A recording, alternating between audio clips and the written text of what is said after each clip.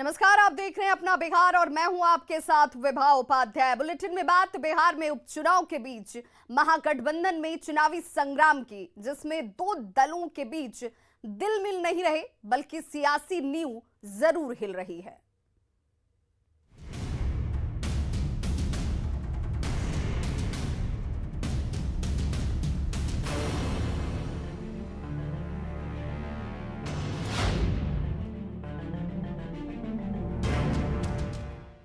तो दो सीटों पर उपचुनाव में आरजेडी ने अपने उम्मीदवारों के नामों का ऐलान कर दिया है, जिसके बाद कांग्रेस ने आरजेडी को 24 घंटे का अल्टीमेटम दिया।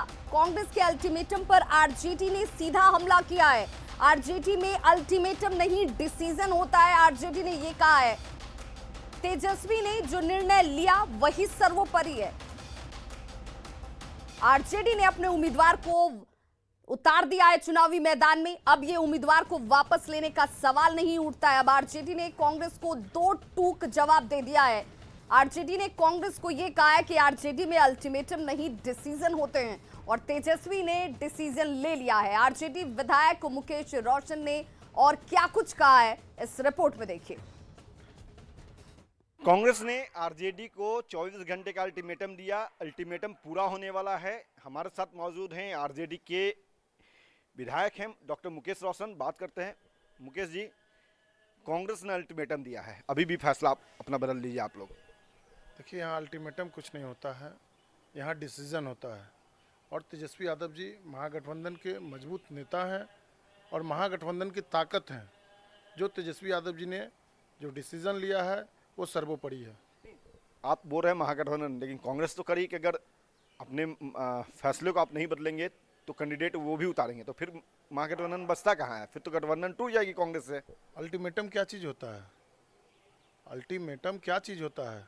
यहाँ डिसीजन होता है, अल्टीमेटम कुछ नहीं होता है। मेरा सवाल है कि आप कह रहे हैं कि महागठबंधन के मजबूत नेता हैं। सवाल मैं फिर से दोहरा रहा हूँ, लेकिन जब कांग्रेस साथ रहेगी नहीं तो महागठबंधन बचेगा कैसे फिर? देखिए, पिछली बार 70 सीट मिला था उनको, और आगे भी जो चुनाव होगा उसमें देखा जाएगा। अभी सब लोग को मिलजुल कर लड़ना चाहिए और सरकार कैसे बने इस पर विचार होनी चाहिए। इसमें 1-2 सीट के लिए कहीं कोई तरह का भेदभाव नहीं होना चाहिए। कहीं ऐसा तो नहीं कि कन्हैया का साइड इफेक्ट है, एक भी सीट नहीं देना? उपचुनाव 2 सीट पे है, कांग्रेस को एक भी सीट नहीं देना। देखिए, तेजस्वी जी युवा हैं, कन्हैया जी भी युवा हैं, युवाओं की बात करते हैं। ऐसा नहीं है कि दरकिनार करने वाली कोई बात नहीं है। पिछले बार 70 सीट मिला था, रिजल्ट आप लोग के सामने है। लेकिन कांग्रेस का रही कि मेरा परंपरागत सीट है कुशेश्वर स्थान। ऐसा नहीं है, सीट अभी एक बार लड़े हैं वो, इस बार राष्ट्रीय जनता दल लड़के और जीत के आएगी। अगर कांग्रेस पे भरोसा नहीं है? देखिए, राष्ट्रीय जनता दल पर भरोसा नहीं है क्या उनको? राष्ट्रीय जनता दल पर एक बार भरोसा जताए। कांग्रेस तो लड़ी ही थी पिछले बार। अगर कांग्रेस नहीं मानेगी तो क्या ये फ्रेंडली मैच होगा या आर पार की लड़ाई होगी कांग्रेस से? नहीं, ऐसा कुछ नहीं है। हमारे नेता तेजस्वी जी हैं और वो फैसला ले चुके हैं।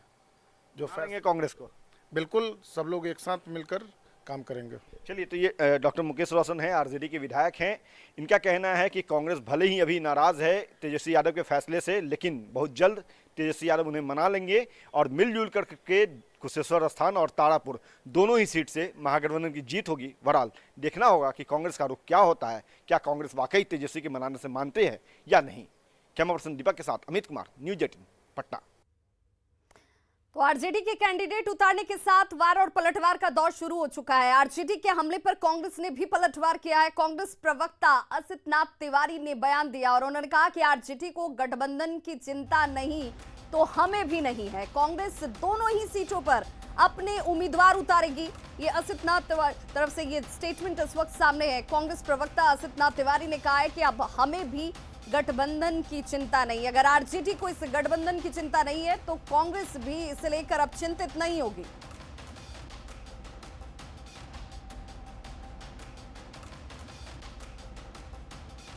ऐसा लग रहा है कि दोनों सीटों पर उपचुनाव में राष्ट्रीय जनता दल ने भाजपा और जदयू को मदद पहुंचाने का फैसला ले लिया है। अगर ऐसा ही करना है तो वो करें। हम तो तारापुर और कुशेश्वर स्थान लड़ रहे हैं, हमें किसी से पूछने तो जाना नहीं है। अगर राजद दोनों सीटों पर चुनाव लड़ने को स्वतंत्र है तो कांग्रेस भी दोनों सीटों पर चुनाव लड़ने को स्वतंत्र है। अगर उन्हें गठबंधन की चिंता नहीं है तो हमें भी चिंता नहीं है।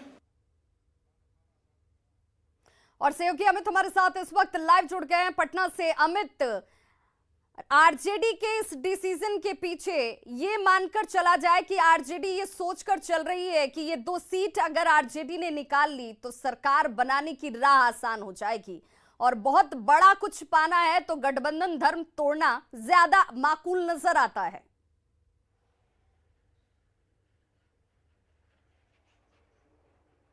देखिए बिल्कुल विवाह, चूंकि राजनीति जो है वो अंक गणित का विषय होता है, गुना भाग जो है वो हर पहलू पे होती है। और चूंकि भले ही अभी ये उपचुनाव है, लेकिन देखा जाए तो आरजेडी को ये बताने के लिए, ये साबित करने का मौका है कि हम में अभी भी वो दम बचा है कि हम दोनों सीट जीत सकते हैं। जहां तक गठबंधन धर्म की बात है तो साफ तौर पे कांग्रेस ने कहा कि आरजेडी अगर गठबंधन धर्म नहीं निभा रही है तो मुझे भी गुरेज नहीं है, मैं भी गठबंधन से अलग हो सकता हूं। तो समझ सकते हैं कि दोनों ही, चाहे वो कांग्रेस हो या आरजेडी, दोनों इस मूड में आ चुकी है कि अब गठबंधन धर्म का अनुपालन अगर वो नहीं करते तो हमें भी नहीं करना है। आरजेडी कर रही है कि हमें अपनी ताकत दिखानी है तो हम दोनों सीट पर चुनाव लड़के ही रहेंगे। तो जाहिर सी बात है कि ऐसे में रिश्ते जो है उसमें खटास आने तय हैं, और वो खटास आ चुकी है। कांग्रेस ने अल्टीमेटम दिया था 24 घंटे का, जिस पर आरजेडी के जो विधायक हैं डॉक्टर मुकेश रोशन, उन्होंने मुखर होकर कहा कि अल्टीमेटम क्या होता है, अल्टीमेटम कुछ नहीं होता, आरजेडी में सीधा डिसीजन होता है, और तेजस्वी यादव ने डिसीजन ले लिया है। तो इस बयान से साफ समझा जा रहा है कि आरजेडी आर पार की मूड में है, चाहे वो एनडीए से दोनों हाथ करने की बात हो या तो सहयोगी। अमित, इसे ऐसे भी समझा जाए कि बिहार की सियासत में इस वक्त महागठबंधन के तौर पर डिसीजन मेकिंग सिचुएशन इस वक्त आरजेडी के पास है। आरजेडी ये बता रही है, बार बार जता रही है कि पिछली बार अगर सरकार में हम नहीं आ पाए, हमने सरकार नहीं बनाई, तो उसके पीछे की एक बड़ी वजह कांग्रेस रही। कांग्रेस सीट नहीं निकाल पाई, कांग्रेस की वजह से सत्ता में हम नहीं आ पाए, और इस बार उस गलती को हम दोबारा नहीं दोहराने वाले हैं। सीट और आ जाए, जुड़ जाए, इसकी कोशिश में आरजेडी खुद अपना दम दिखाना चाहती है।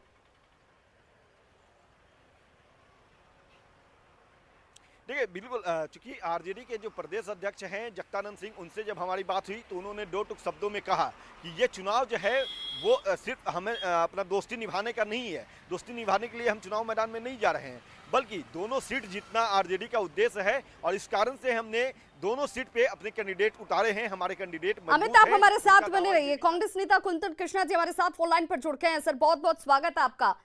ये किस तरह का महागठबंधन आपके बीच चल रहा है? बिहार में महागठबंधन की क्या ऐसी छवि होती है जहां पर एक दल दूसरे दल को ये बताए कि आपके साथ रहने या नहीं रहने से कोई फर्क नहीं पड़ता? विभा जी, आरजेडी हमारे सहयोगी हैं महागठबंधन में, पर आरजेडी के युवा नेतृत्व को मैं 2-3 बातें कहना चाहता हूं। एक तो कहीं पे भी जब पॉलिटिकल अलायंस और पॉलिटिकल गठबंधन होता है तो जो बड़ा दल होता है उसको अपना दिल और सोच दोनों बड़ी रखनी पड़ती है, पहली बात। दूसरी बात कि इतिहास को नहीं भूलना चाहिए। इस तरह की बातें हमने जब जब की हैं तब तक इनका फायदा फांसीवादी ताकतों को मिला है। आप इस इतिहास को उठा के देखें, हम लोग साथ में हैं मुद्दों पे, मुद्दों की लड़ाई हम लोग साथ में लड़ रहे हैं। तो मेरे ख्याल से आरजेडी के नेतृत्व को इस बात को समझना चाहिए कि हम कांग्रेस आज भी गठबंधन धर्म निभाने के लिए तैयार है, पर ताली एक हाथ से नहीं बजती है ना विभा जी। ताली के लिए तो दोनों हाथों को साथ में रहना पड़ता है। कुंतल कृष्ण जी, लेकिन आरजेडी तो बार बार आपको ये बता रही है कि 70 सीट जो पिछली बार दी थी वो गलती हो गई। अगर 70 सीट आपको नहीं दी होती, कुछ और ज्यादा सीटों पर आरजेडी लड़ती, तो आज तस्वीर कुछ और होती। शायद उस भूल को सुधारने के तौर पर कुशेश्वर स्थान पर कैंडिडेट उतारा जा रहा है। विभा जी, पिछली बार चुनावों की अगर परिणाम की बात की जाए तो मैं बहुत ज्यादा पीछे नहीं जाना चाहूंगा, पास्ट को मैं डिग नहीं करना चाहूंगा, पर उस समय के सिचुएशंस जो थे अलग थे। जहां तक सीटों की बात थी तो उस समय सीट हम लोगों ने आपस में बात, आरजेडी ने दिया, हम लोगों ने ले लिया। उस वक्त भी हम लोगों ने गठबंधन धर्म निभाया था। सीटें आरजेडी ने हमें जो बताई हम लोगों ने उस पर हाँ कह दी, पर इसका मतलब ये वो सीटों की हार जीत की जिम्मेदारी तो दोनों की थी ना। हम लोगों ने अपनी पूरी ताकत लगाई, तो सिर्फ हमारे सर पे ठीकरा फोड़ना ये सही बात नहीं है।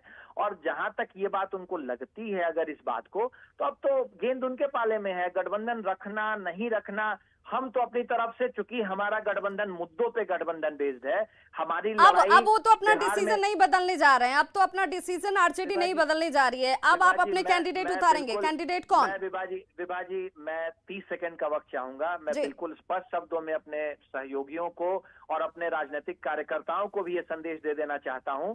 कांग्रेस पार्टी आज भी, चूंकि कांग्रेस पार्टी का गठबंधन बिहार में मुद्दों पे बेस्ड है, हमारी लड़ाई वहां पे फासिस्ट और करप्ट ताकतों से है, इसीलिए हम चाहते हैं कि गठबंधन आज भी इंटैक्ट रहे, परंतु अपने राजनीतिक सम्मान के साथ और हमारे कार्यकर्ताओं की जो इच्छा है उसके खिलाफ हम नहीं जाएंगे और कांग्रेस उम्मीदवार उतारेगी। हमने एक सीट मांगी थी कुशेश्वर स्थान, अगर गठबंधन कुशेश्वर स्थान की सीट कांग्रेस को दे देता है तो बढ़िया है, वरना फिर तो हम भी स्वतंत्र हैं। अब गठबंधन बना रहेगा या नहीं बना रहेगा, यह गठबंधन के बड़े दल आरजेडी को तय करना है। चलिए, बहुत बहुत हमारी शुक्रिया तरफ से कुंदन कृष्ण गठबंधन- जी और सहयोगी अमित हमारे साथ जुड़े हुए थे। बहुत बहुत शुक्रिया आप दोनों का हमारे साथ जुड़ने के लिए। तो देखिए, इस वक्त सीटों पर संग्राम साफ नजर आता है और महागठबंधन धर्म को निभाने की जिम्मेदारी दोनों ही पार्टियों की है और बड़ा दल है तो दिल भी बड़ा दिखाना चाहिए। कांग्रेस की तरफ से आरजेडी को सीधी 2-2। तो महागठबंधन में जारी खींचतान के बीच बीजेपी सांसद रामकृपाल यादव ने आरजेडी को धोखेबाज करार दिया है। उन्होंने कहा कि धोखा देना आरजेडी के स्वभाव में है और उसका चरित्र सब जानते हैं। कि राष्ट्रीय जनता दल का तो ये फितरत रहा है, अपने दोस्तों को धोखा देना ये कोई नई बात थोड़े है। कांग्रेस के साथ पहले भी ऐसा रहा है, या जो इनके लाइफ पार्टनर रहा है उनके साथ ऐसा होता रहा है, और फिर उसी को पुनरावृत्ति की कोई नई बात तो है नहीं राष्ट्रीय जनता दल के लिए, ये तो आम बात है। और अब बात सीएम के जनता दरबार की, जिसमें समस्या के समाधान की बात हो रही है।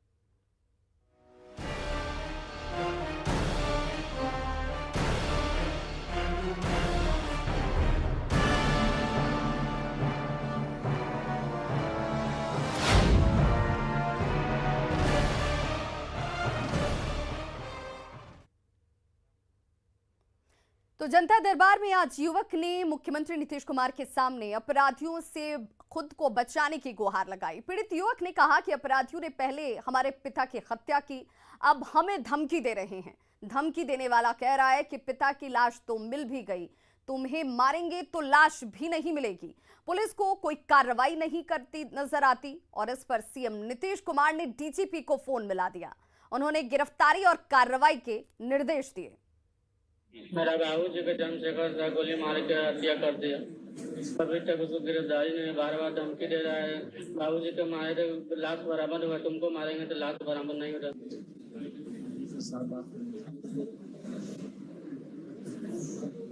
ये जवान आया उसके पिता की हत्या हो गई, लेकिन अभी तक क्यों उसकी गिरफ्तारी नहीं दिखवाई तुरंत। तो जनता दरबार से वैशाली से एक और शख्स पहुंचा जिसने जमीन पर माफियाओं के कब्जे की शिकायत मुख्यमंत्री के सामने रखी, जिसके बाद सीएम ने एडीजी को फोन लगाने को कहा। फोन नहीं उठने पर उन्होंने एडीजी को बुलावा लिया और उन्हें एडीजी से फोन नहीं उठाने का कारण पूछा तो एडीजी ने होम सेक्रेटरी के साथ बैठे होने की बात कही। आपके जमीन पर कोई कब्जा करके मारपीट किया है? जी सर, हैं? जी सर, भू माफिया है वो लोग सर। केस किए हैं? जी सर, केस नहीं ले रहे हैं खाना।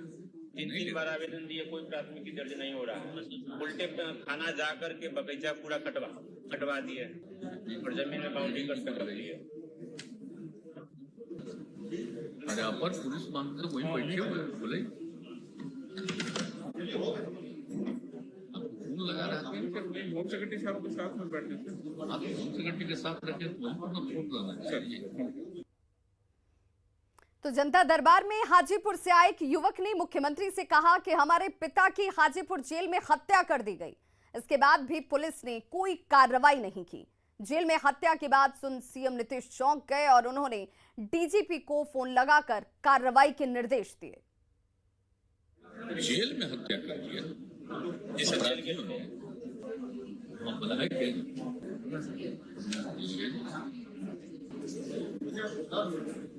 अरे भाई वैशाली से आए तो जेल में हत्या कर दिया अपराधियों ने कर दिया, और इसके बारे में कुछ कार्रवाई हो नहीं रही है। ये देखिए तुरंत देखिए भेज रहे।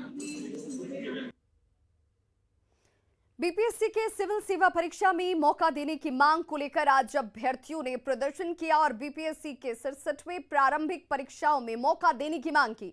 अभ्यर्थियों ने बीपीएससी पर आरोप लगाते हुए कहा कि कई परीक्षाओं को एक साथ लेने की वजह से छात्रों को कम मौके मिले और उम्र सीमा खत्म हो गई। जहां अभ्यर्थियों को 11 मौके मिलते, वहीं 4 मौके ही उन्हें हासिल हुए। सीएम से मिलकर रास्ता निकालने की बात के बाद भी अधिकारी बात नहीं कर रहे।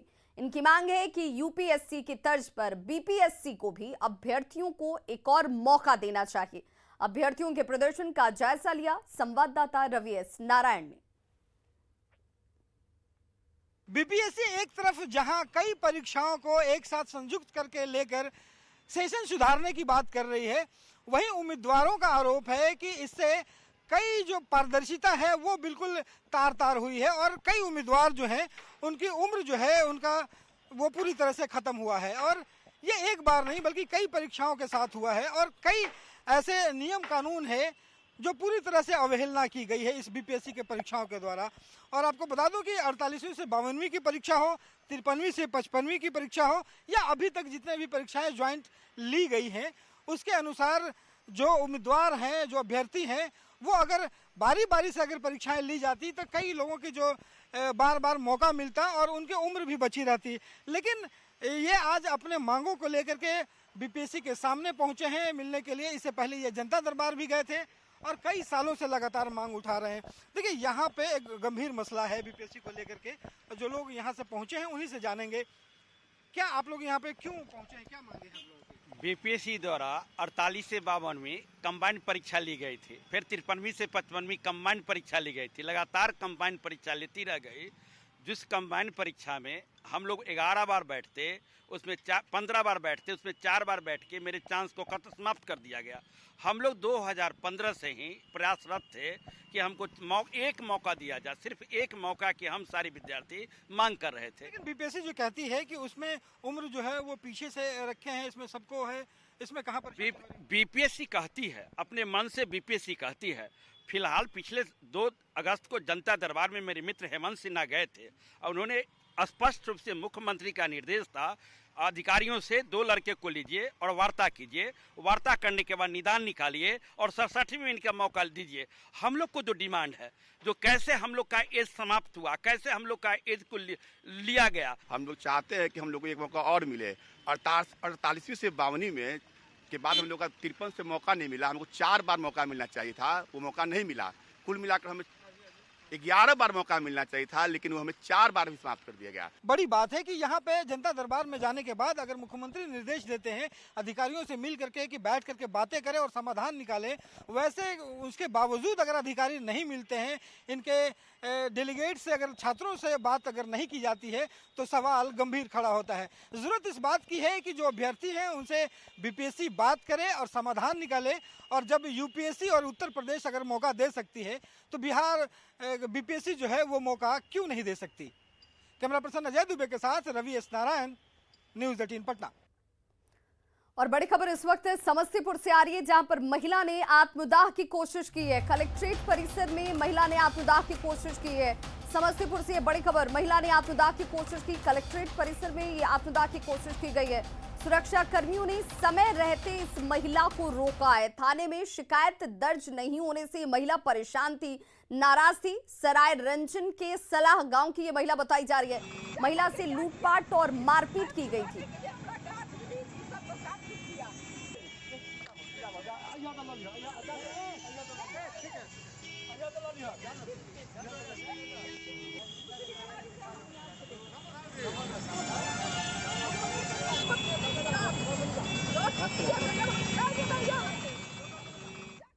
भागलपुर शहर के दक्षिणी शोर से जोड़ने वाले सभी सड़कों पर ज्यादा समय जाम की स्थिति ही बनी रहती है। लोहिया पुल को या फिर भोलानाथ पुल, घंटों लोग इस जाम में फंसे रहते हैं।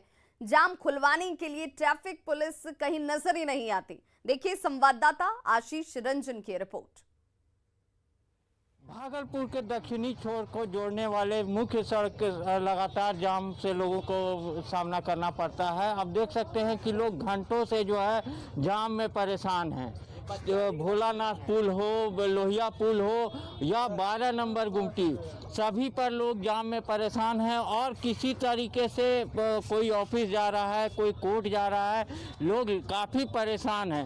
कई बच्चे भी हैं जो यहाँ स्कूल से छुट्टी होने के बाद जो है अपने घर जाने के लिए थे, लेकिन जाम के कारण घंटों परेशान हैं। कुछ लोग हैं, हम उनसे बात करते हैं। सर, कितने देर से परेशान हैं? हम लगभग पौने घंटे से जाम में परेशान हैं। भोलानाथ पुल पर से रुक करके इधर लौट करके आए तो यहाँ भी जाम है और ये जाम प्राय होते जा रहा है। हम लोगों का कोर्ट का टाइम 10:30 बजे होता है, लेकिन जाम के कारण आज अभी 11:15 बज रहे हैं, एभव हो रहे हैं। किस तरह से हम कोर्ट का काम करेंगे, टाइम पर हम पहुंच नहीं पाएंगे तो हमारे वकील या अन्य का काम नहीं हो सकेगा, जिसके कारण कोई प्रशासन नहीं, यहाँ पर कुछ प्रशासन नहीं है। और उधर भी जो है लोहिया वो जो भोलानाथ पुल पर भी कोई प्रशासन का कोई सुविधा नहीं है, जिसके कारण ये जाम लग रहे हैं, उसका कोई सॉल्यूशन करने वाला नहीं। आप देख सकते हैं कि यहाँ पर कुछ बच्चे, कितना देर से बाबू परेशान हो? छुट्टी हो गया, कहाँ घर जाना था? बिकनपुर भागलपुर जाना था, लेकिन हम लोग यहाँ पे एग्जाम में फंस चुके हैं। अब भूख भी लगा है? भूख नहीं लगा, परेशानी हो रहा है। हाँ। अब देख सकते हैं कि बच्चे हों, बड़े हों, सभी लोग इस जाम से परेशान हैं। लेकिन जो जिला प्रशासन है, पुलिस प्रशासन है, गहरी नींद में सोई हुई है, कोई देखने वाला नहीं है और लोग जाम में परेशान हैं। अब देखने वाली बात होगी कि ये जाम से छुटकारा लोगों को कब मिलता है। आशीष रंजन, न्यूज़ 18 भागलपुर। और देखिए इस वक्त एक बड़ी खबर सामने आ रही है। पप्पू यादव से जुड़ी हुई ये बड़ी खबर इस वक्त सामने आती हुई। 32 साल पुराने अपहरण केस में पप्पू यादव बरी हो गए हैं। आज इसे लेकर के फैसला आना था जिस पर सबकी निगाहें टिकी हुई थी। 5 माह से जेल में बंद थे जाप सुप्रीमो पप्पू यादव। और बड़ी खबर इस वक्त सामने आती हुई, 11 मई को पटना से गिरफ्तार पप्पू यादव को बरी कर दिया गया है। राहत उन्हें मिली है। सहयोगी तूर बसु हमारे साथ इस वक्त ज्यादा जानकारी के साथ फोन लाइन पर जुड़ गए हैं। तूर बसु, लंबे वक्त से इंतजार इस बात का किया जा रहा था, अब ये बड़ी राहत पप्पू यादव के लिए। जी बिल्कुल विवाह, जो अभी यहाँ पे मधेपुरा कोर्ट में जो है जाप कार्यकर्ताओं में उत्साह का माहौल बना हुआ है। लगभग 5 महीने जेल में बंद रहने के कारण पप्पू यादव अभी 32 साल पुराने मुरलीगंज थाना कांड संख्या 989 में बरी हो चुके हैं और ऐसी आशा लगाई जा रही है जो आज शाम तक वो जेल से बाहर आ जाएंगे। तो बिल्कुल क्या कुछ शर्तें रखी गई हैं जब उन्हें बेल दी गई है, रिहाई दी गई है? जी पहले जो इस केस को डिस्ट्रिक्ट जज ने इस केस में उनका बेल जो है वो रद्द किया था, उसमें शर्त थी 6 माह के अंदर इसका ट्रायल किया जाए और 6 महीने में जो है इस केस को फाइनल किया जाए। और उसी के तहत जो है ये लगभग 5-6 महीने होने वाले हैं और केस की सुनवाई जो है वो पूरी कर ली गई है। और इसमें जो गवाह थे, जो मुख्य रूप से सूचक थे और जो जिनका अपहरण हुआ था, वो दोनों अपने बयान से बदल गए और एक अन्य स्वतंत्र गवाह भी पेश हुए, जिस कारण से इस पूरे मामले में सबूत और जो साक्ष्य हैं उनके अभाव में उनको इस केस से बरी कर दिया गया है। बिल्कुल तूर बसु, साथ ही साथ ये जानना चाहेंगे, चूंकि इस खबर के लिए इस राहत की उम्मीद के साथ उनके समर्थक जो हैं वो बड़ी तादाद में वहां पर मौजूद नजर आ रहे थे, अब इस वक्त किस तरह का माहौल आप देख पा रहे हैं? जी अभी पप्पू यादव जो हैं वो मधेपुरा कोर्ट में ही हैं और जैसे ही वो कोर्ट परिसर से बाहर निकलेंगे तो जो कार्यकर्ताओं का उत्साह है वो देखने को मिलेगा, क्योंकि लंबे समय से जेल में बंद रहने के कारण जो कार्यकर्ता हैं वो भी काफी निराश थे और उनके बाहर निकलने का इंतजार कर रहे थे। तो इस बड़ी राहत के पीछे एक बड़ी वजह ये रही कि साक्ष्य का अभाव रहा। जो सूचक थे जिन्हें इस ग्राउंड पर रखा गया था, उन तमाम सूचकों के पलटने के बाद ये बड़ी राहत पप्पू यादव को मिली है। जी बिल्कुल, जैसा कि पहले से ही इस केस में न्यूज़ 18 ने भी खबर की पड़ताल की थी तो सामने आया था जो अपहरण का मामला था वो उनके साथी का ही अपहरण का केस था और वो लोग भी ये मान चुके थे ये केस जो है वो खत्म हो चुका है। लेकिन अचानक जिस तरीके से इस केस को लाया गया और उसमें पप्पू यादव को गिरफ्तार किया गया, तो लोगों को लग रहा था इसके पीछे कहीं ना कहीं राजनीतिक साजिश है, जिस कारण से वो लोग, यहाँ के लोगों में भी और पप्पू यादव के समर्थकों में भी खासा आक्रोश जो है वो देखा जा रहा था। बिल्कुल तुर्बसूद, सुबह जब 9:30 बजे के आसपास पप्पू यादव को एम्बुलेंस से कोर्ट परिसर ले जाया जा रहा था डीएमसीएच से, तो उन्होंने ये कहा था। और तुर्बसु, आप हमारे साथ बने रहिए। इस वक्त हमारे साथ कांग्रेस नेता रंजीता रंजन जुड़ चुकी हैं। बहुत बहुत स्वागत है रंजीता रंजन जी आपका। इसी राहत की आप उम्मीद 5 माह से कर रही थी, ये बड़ी राहत आपके लिए भी।